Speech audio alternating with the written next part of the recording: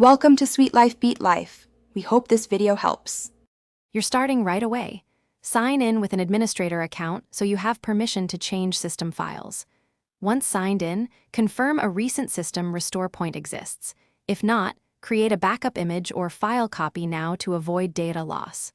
Next, open Control Panel, go to Recovery, and choose Open System Restore. This step locates restore points so you can roll back the update. Make sure critical apps are closed before proceeding to prevent file conflicts. You'll pick the exact restore point that matches the time before the update. Once selected, click Next and use the Scan for Affected Programs option to see which apps or drivers may be removed or restored. This explains why the rollback fixes issues. Confirm the restore and allow Windows to restart. Do not shut down or unplug during the operation.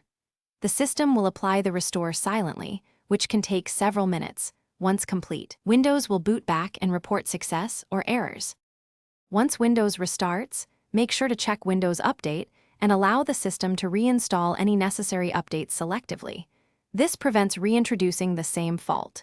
If you see missing or corrupted files, run command prompt as administrator and execute sfc/scano followed by dism restore health to repair system components.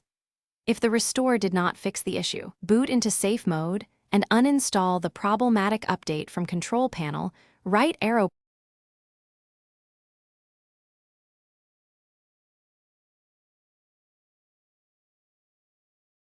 Thanks for watching. Consider subscribing if we helped you.